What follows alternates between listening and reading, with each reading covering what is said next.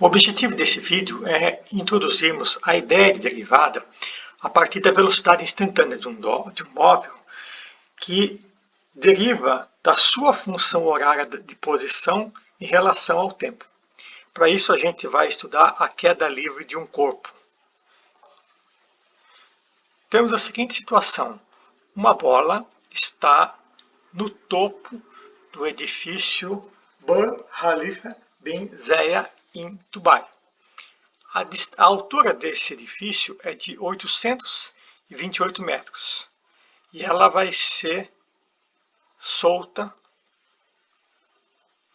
E nós queremos saber qual será a velocidade desta bola após 6 segundos. Lembrando que nós não vamos considerar aqui a resistência do ar. Bom, se nós queremos a velocidade, o que nos vem à cabeça é que velocidade é uma relação entre espaço e tempo. Por exemplo, quando eu penso em velocidade de 80 km por hora, eu estou relacionando quilômetros, que é distância, por hora, que é tempo. Então, velocidade relaciona espaço por tempo. Então, já temos o tempo, 6 segundos. Qual seria, então, a velocidade? Por essa relação, a gente logo pensa que precisamos encontrar a distância percorrida pelo móvel ou a posição do móvel.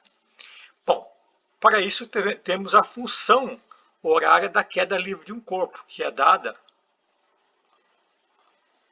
por S de t igual a 828 menos 4,9t ao quadrado. O que significa isso?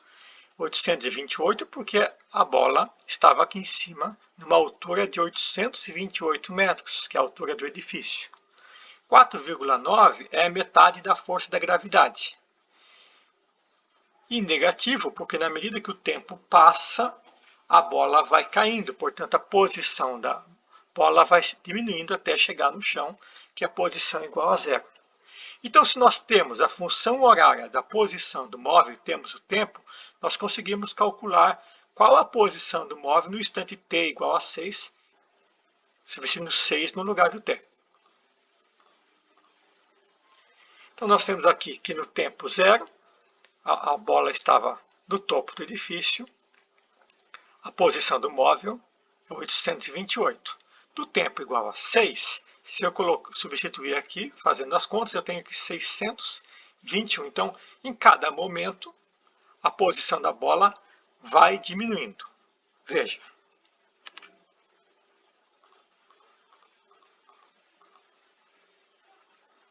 Em cada momento, a posição da bola vai diminuindo, porque a bola vai descendo.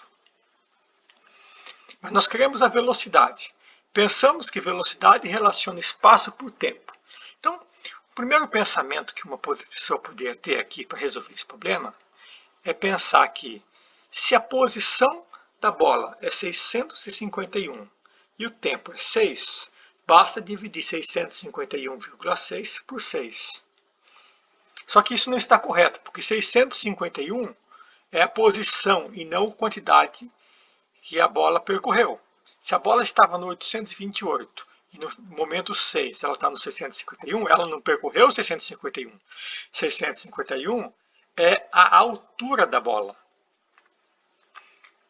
Então, uma outra possibilidade que alguém pode pensar, então vamos calcular quanto que ela variou de 828 para 651. Qual foi a quantidade de metros percorridos do momento de partida até os 651, fazendo uma subtração. Então, teríamos essa situação. 651,6 menos 828 dividido por 6. A pergunta que se faz é, esta expressão fornecerá a velocidade no momento 6 segundos?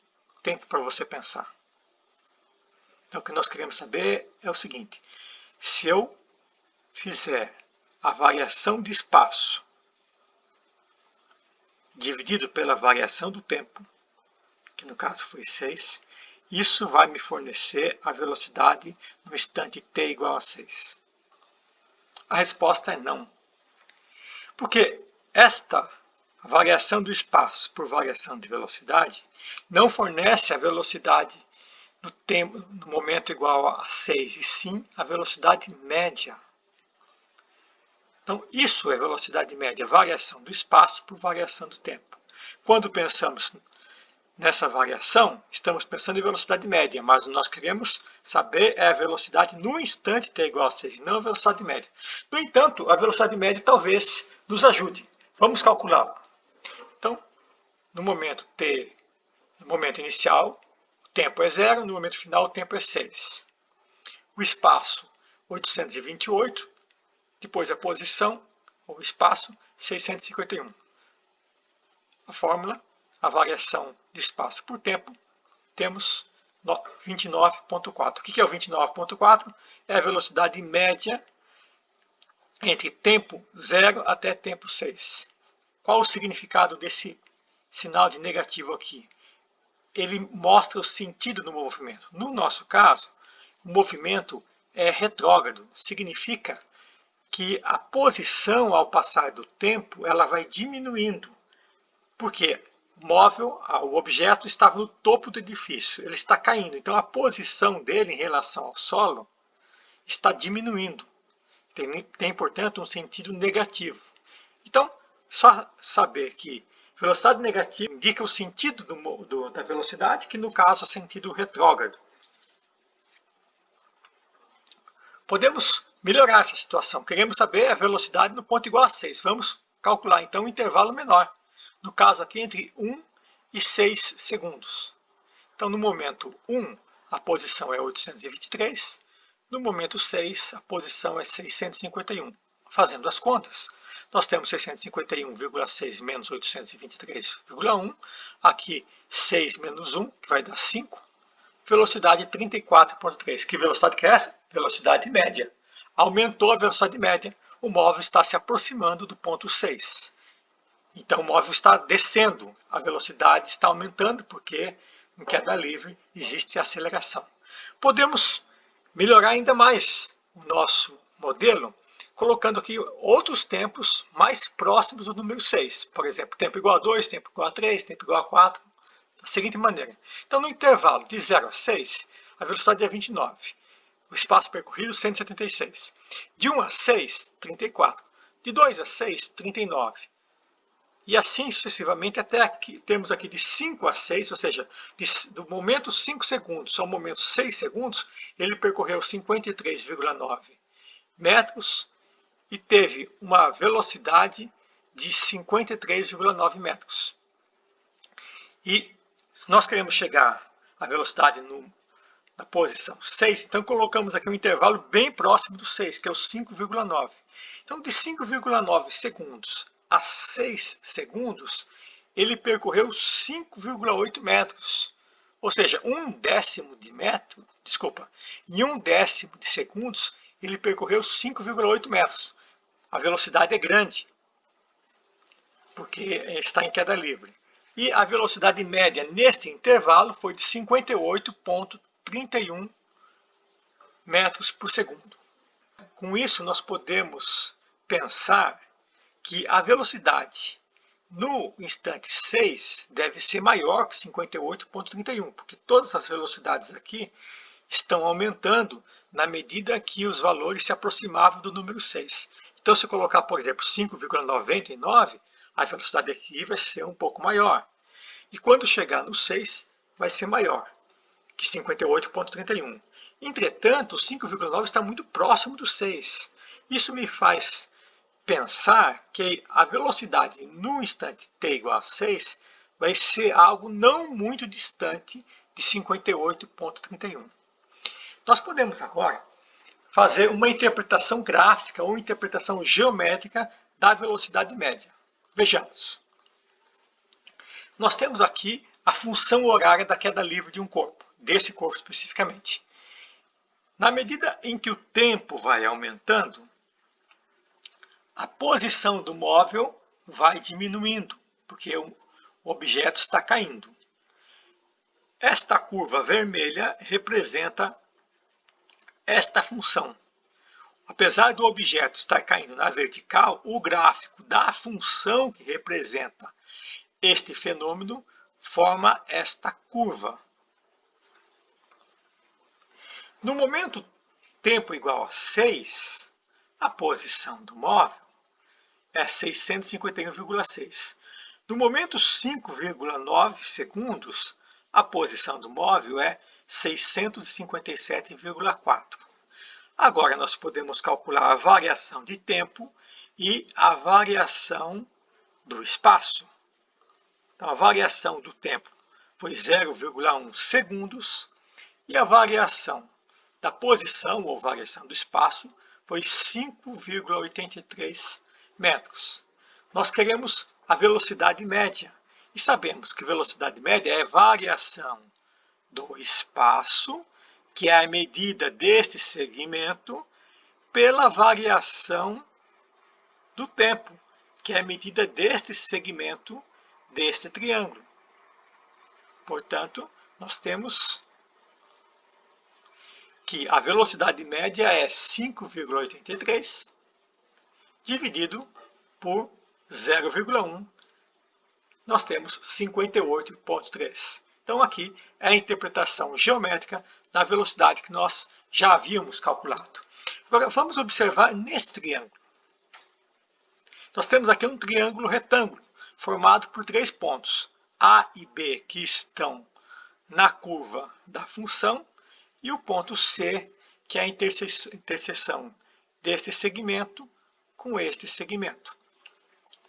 Esse triângulo retângulo, portanto, nós temos aqui o cateto oposto ao ângulo alfa, que é o AC, e o CB, que é o cateto adjacente ao ângulo alfa.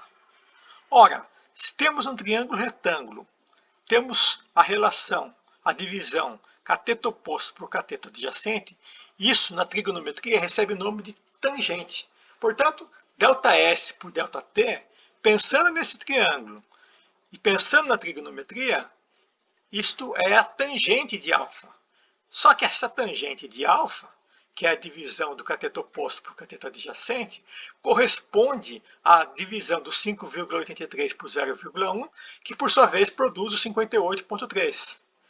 Assim nós percebemos que aquilo que na física estamos chamando de velocidade corresponde neste desenho, através da mesma função, a tangente. Então o que aqui na matemática nós vamos chamar de tangente, aqui na física nós estamos chamando de velocidade média. Mas nos dois casos nós temos 58,3, porque na verdade são formas diferentes de enxergar o mesmo fenômeno. Um sobre a ótica da análise gráfica da matemática e outro sobre a ótica da física. Se nós olharmos esta reta que passa sobre a hipotenusa do triângulo retângulo, a inclinação dessa reta depende da tangente do ângulo, porque se esse cateto aumenta, este que é o cateto oposto, ele aumenta, logo a tangente aumenta e esta reta azul fica mais inclinada. Então nós vamos verificar logo em seguida a importância da tangente de alfa como uma medida de inclinação da reta que passa sobre a hipotenusa do triângulo, que por sua vez é secante à curva vermelha, que é a representação da função. Então olha só, vimos que a tangente e a velocidade média têm o mesmo valor. A interpretação geométrica 58 é a seguinte, que esse cateto oposto aqui, ele é 58 vezes maior que esse cateto adjacente. Evidentemente que esse desenho aqui tem escalas diferentes. A escala que foi utilizada para construir o eixo T é diferente da escala que foi utilizada para construir o eixo S de T por questões de visualização. Mas a interpretação é, se a tangente de alfa é 58, significa que esse cateto oposto é 58 vezes maior do que esse cateto adjacente. Se esse cateto adjacente medisse 1 metro, o cateto oposto mediria 58 metros. Se esse cateto adjacente medisse 2 metros, esse cateto oposto mediria um pouco mais de 116 metros. Outra questão importante aqui é analisarmos a variação. Pensar a tangente como variação. Significa, tangente igual de alfa igual a 58, significa que a cada 1 segundo no eixo t, ele corresponde a 58 metros no eixo ST. Então, se eu vario 1 segundo aqui, eu vou variar 58 metros aqui. Se eu variar 2 segundos aqui, eu vou variar um pouco mais de 116 metros no sentido vertical.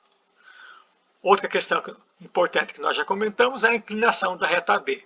Quanto maior a tangente, mais inclinada vai ficar a reta azul. E outra questão importante é o coeficiente angular, que esse 58,3 é o coeficiente angular da equação que descreve a reta azul que passa pela hipotenusa do triângulo. Então, inclinação da reta B e coeficiente angular são coisas muito semelhantes. Se eu olhar graficamente, eu vou dizer que essa reta azul tem uma inclinação e essa inclinação é dada pela tangente de alfa. Se eu pensar algebricamente, esta reta tem uma equação. E a equação dessa reta tem um coeficiente angular. Esse coeficiente angular é dado pela tangente de alfa. Se eu pensar também a reta azul como uma função afim, o coeficiente angular, a função afim, o coeficiente angular da função afim, que seria o m, é a tangente de alfa. Então, se eu digo velocidade média é variação do espaço, variação de tempo. Eu também posso falar que isso corresponde à taxa de variação, que por sua vez corresponde à tangente de alfa, que corresponde ao coeficiente angular da reta que passa pela hipotenusa, que corresponde à inclinação da reta. Todos esses termos são formas distintas de ver este valor 58,3. Retomemos então a tabela que descreve a variação da velocidade média na medida que o tempo foi se aproximando dos 6 e vamos fazer uma interpretação gráfica dela.